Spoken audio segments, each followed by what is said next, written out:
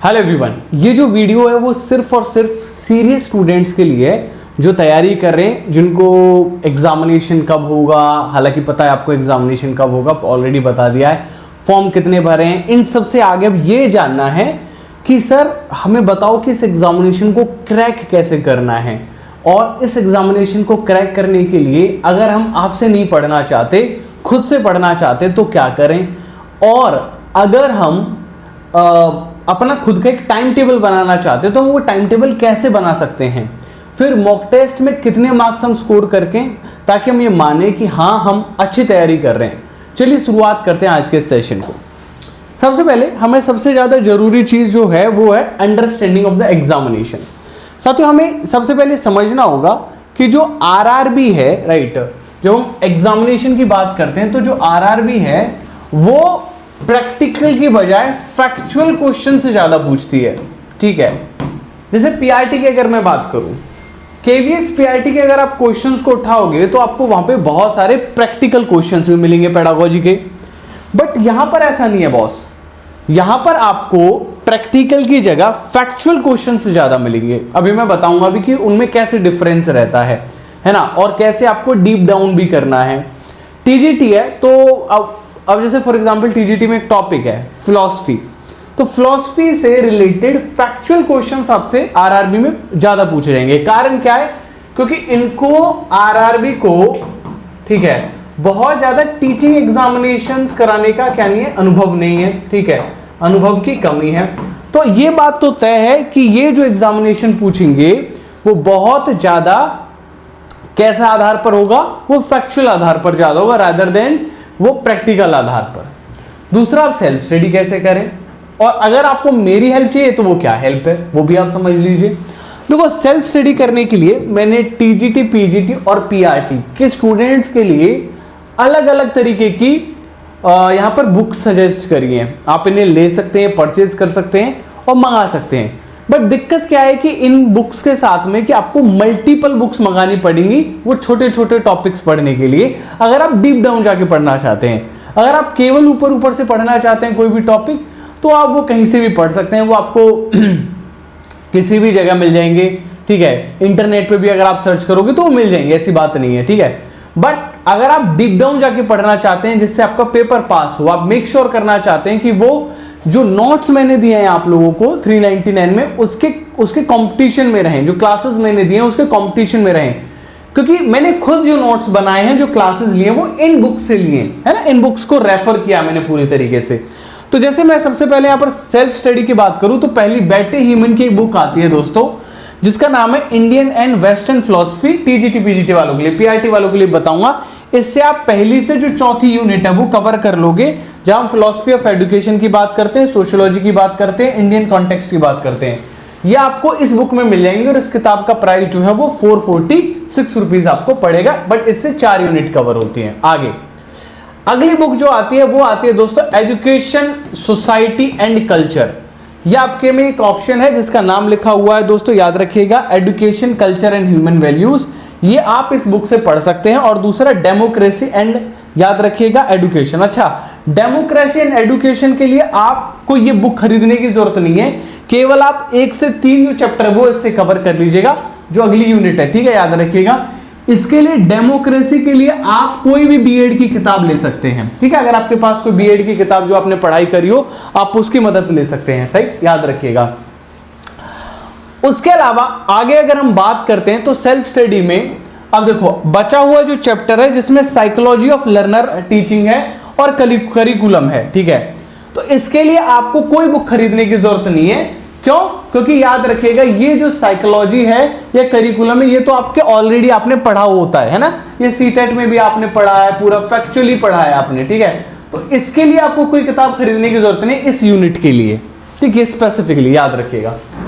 आगे बढ़ते हैं, बात करते हैं हम इंस्ट्रक्शनल मेथड्स की। देखो, इंस्ट्रक्शनल मेथड जो है ये थोड़े अलग हैं। ठीक है, जो यहां पर दिए गए हैं और जो आपने पढ़े हैं अब तक, है ना, वो बहुत अलग हैं। थोड़े अलग नहीं, बहुत अलग हैं। इनके लिए आपको एक किताब मैं सजेस्ट करूंगा, डॉक्टर डीएस श्रीवास्तवा की किताब है, सरिता कुमारी ने इनके साथ में मिलकर लिखी है, बहुत प्यारी किताब है। ये यूनिट आप यहां से कवर कर सकते हैं। ये मैं उनके लिए बता रहा हूं जो अलग अलग बुक अफोर्ड कर सकते हैं और जिनको ये लग रहा है कि सर ये नोट्स क्यों लें, हम आपको मतलब नोट्स नहीं लेना चाहते, कोई भी रीजन हो सकता है उनका, ठीक है, बट मैं हमेशा अपने स्टूडेंट को स्टूडेंट समझता हूं और मैं ये मानता हूं कि जहां से मैंने तैयार किया है, अपने नोट्स मैंने तैयार किए हैं, जिनको मैं दे रहा हूं अपने स्टूडेंट्स को, या फिर जो मैं क्लासेस मैंने तैयार किया, वो हमारे स्टूडेंट्स को पता होनी चाहिए, ताकि अगर किसी का मन है खुद से पढ़ने का तो वो खुद से भी पढ़े, इर्रेस्पेक्टिव ऑफ कि मेरा कोर्स ले रहा है नहीं ले रहा है। मेरे लिए तो वो भी मेरा सब्सक्राइबर है, मेरा स्टूडेंट है जो मेरे यूट्यूब चैनल पर आ रहा है, आई बात समझ में, मैं उसको कम प्रायोरिटी नहीं दे सकता, ठीक है। तो डॉक्टर DS श्रीवास्तवा और सरिता कुमारी की ये किताब आप ले सकते हैं, जहां पर सेल्फ स्टडी करने वाले स्टूडेंट को, जहां पर आपको ये इंस्ट्रक्शनल मेथड वाला जो चैप्टर है और मीन्स ऑफ इंस्ट्रक्शन डिलीवरी है, ये आपका कंप्लीट यहां से हो जाएगा, ठीक है। हालांकि हमने ऑलरेडी नोट्स में भी ये कंप्लीट कराया हुआ है। अब देखो PRT की अगर मैं चर्चा करूं, देखो PRT के लिए अगर आप KV की कोई बुक रेफर कर रहे हो तो मैं आप लोगों से कहूंगा कि वो हेल्प नहीं करेगी। कारण क्या है कि मैंने KV के जितने भी ऑथर, जाने माने जितने भी ऑथर और जितने भी टीचर्स आप ऑनलाइन देखते हो, सबकी किताबें मेरे पास हैं और मैंने बड़े से बड़े टॉप टीचर की भी किताबें रखी हुई हैं। हालांकि सभी टॉप हैं, ठीक है, मैं भी टॉप हूं, हम भी सब टॉप टीचर हैं। यानी टॉप टीचर का मतलब होता है कि जो जिनका एक ऑरा है अपने आप में और जो सोचते हैं कि हाँ यार हम लोगों से ऊपर तो कोई कंटेंट लिख ही नहीं रहा है, उनकी भी बुक्स मैंने देखी हैं। बट वो रेलवे के लिए क्यों नहीं चल पाएंगी, मैं उसके लिए रीजन देना चाहूंगा। 2 रीजन है उसके पीछे बेटा, अगर आप सीरियस हो, देखो नॉन सीरियस तो कुछ भी पढ़ लो ऊपर ऊपर से, वही वाली बात है, कोई दिक्कत नहीं है। आप अगर ध्यान से देखोगे तो टॉपिक का नाम है perspective of education. Perspective of education में इस बुक में जो KV की बुक है, सब ने केवल और केवल एजुकेशनल पर्सपेक्टिव कवर कर रखा है, जिसमें RTI NEP ये सब कवर कर रखा है। लीगल पर्सपेक्टिव कवर कर रखे हैं, एजुकेशन के जो लीगल पर्सपेक्टिव होते हैं वो कवर कर रखे हैं। किसी ने भी फिलोसफिकल पर्सपेक्टिव कवर नहीं कर रखा, किसी ने सोशियोलॉजिकल पर्सपेक्टिव कवर नहीं कर रखा, किसी ने हिस्टोरिकल पर्सपेक्टिव कवर नहीं कर रखा, और किसी ने भी एजुकेशन का पॉलिटिकल और लीगल, केवल लीगल मिल जाएगा, पॉलिटिकल पर्सपेक्टिव कवर नहीं कर रखा। तो अगर आप ये 3 चीज छोड़ोगे, और ये फैक्चुअल क्वेश्चन है बॉस, है ना, ये ऐसे क्वेश्चन नहीं आसान है, तो आप एक बहुत बड़ी मुसीबत में पड़ने वाले हो। केवल एक टॉपिक बताया मैंने, पर्सपेक्टिव ऑफ एजुकेशन।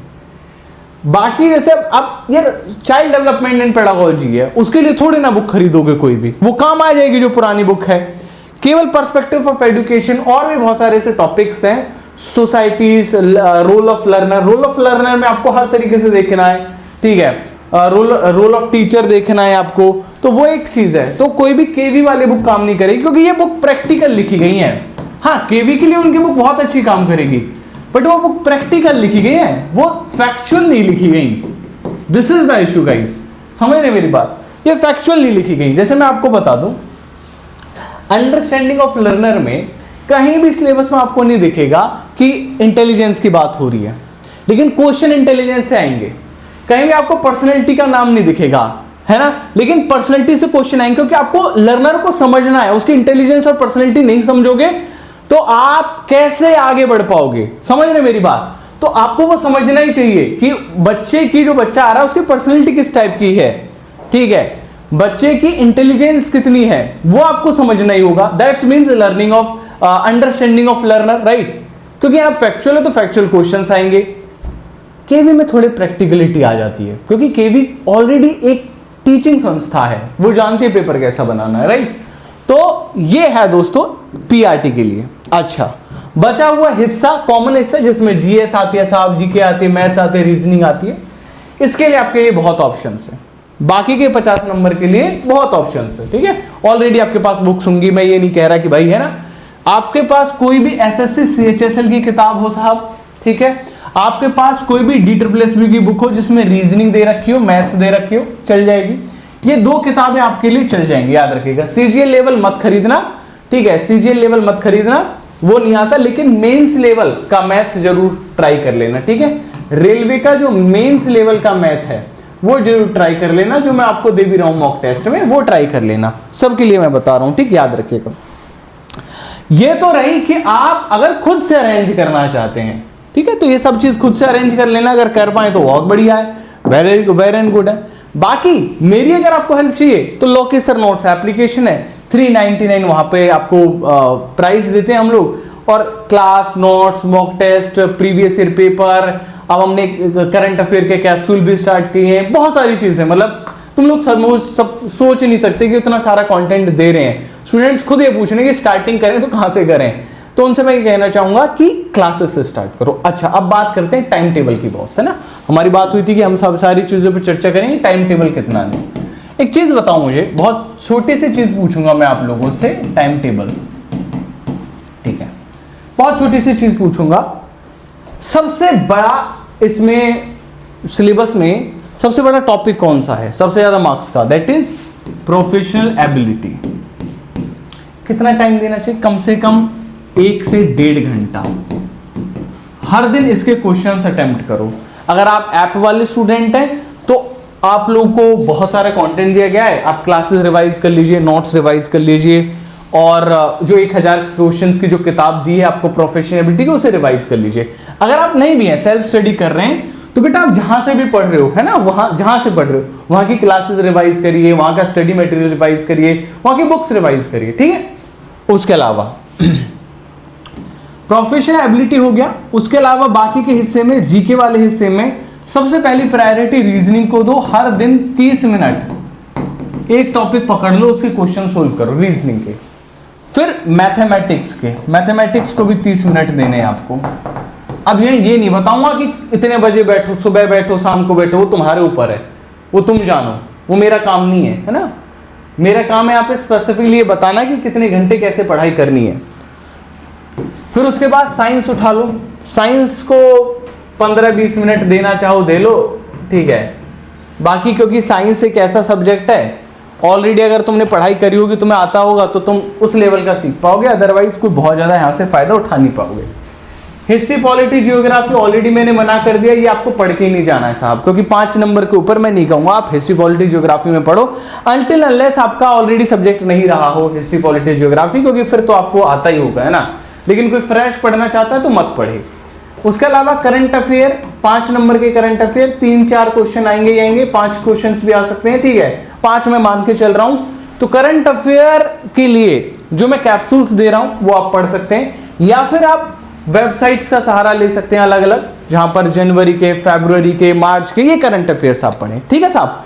तो ये आपका होना चाहिए टाइम टेबल। करंट अफेयर को डेली टाइम नहीं देना है, वीक में एक बार टाइम दे दो, इनफ।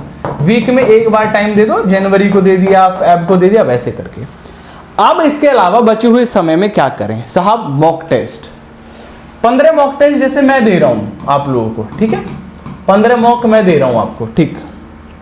कोई और होंगे जहां से भी आप पढ़ रहे होंगे, कोई 10 दे रहा होगा, क्योंकि मेरे से ज्यादा कोई नहीं दे रहा है ना।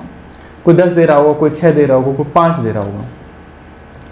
2-3 मॉक टेस्ट लगाओ, तुम उसमें अंदाजा आ जाएगा कि मेरे मार्क्स कहां कम आ रहे हैं 2-3 मॉक टेस्ट में। फिर तुम्हारे जहां कम मार्क्स आ रहे हैं उस पर काम करो। प्रोफेशनल एबिलिटी में, रीजनिंग में, ये नहीं कि हिस्ट्री में कम आए तो हिस्ट्री पे चल दो, ठीक है। तो ये पूरा का पूरा अपना सिस्टम बनाओ, अच्छे तरीके से पढ़ाई करो। All the very best. कोई दिक्कत आए कमेंट सेक्शन में लिख दो कि सर यहाँ दिक्कत आ रही है, मैं बैठा हूं तुम्हारे लिए हेल्प करने में। अगर आपको हमारी टीम से बात करना हो नोट्स वगैरह के लिए, इस नंबर पे कॉल कर लो 80-766-23-513। या फिर कोई भी परेशानी आ रही हो सेल्फ स्टडी करने में भी, कोई दिक्कत की बात नहीं जी, हिचकिचाते नहीं है टीचर से कि सर कोर्स नहीं लिया तो बात करूं ना करूं। टीचर से कभी भी इन सब चीजों की झिझक नहीं होनी चाहिए। मैं तो अपने बारे में अपने स्टूडेंट्स को, चाहे वो मेरे से पढ़ता हो कोर्स लेके, चाहे वो नहीं पढ़ता हो, मैं अपना मानता हूँ, दूसरों का मुझे पता नहीं। तुम कमेंट सेक्शन में पूछ सकते हो कि सर मैं यहाँ पे फंसा हुआ हूँ, यहाँ पे ये कैसे तैयारी करूँ, कमेंट सेक्शन में पूछ लेना, कोई दिक्कत की बात नहीं। बस तैयारी करो, पढ़ाई करो, लाड लो, क्योंकि ये वाली पढ़ाई तुम्हारे डेफिनेटली काम आएगी, इतनी मैं गारंटी दे सकता हूँ। Thank you so much, bye bye, take care.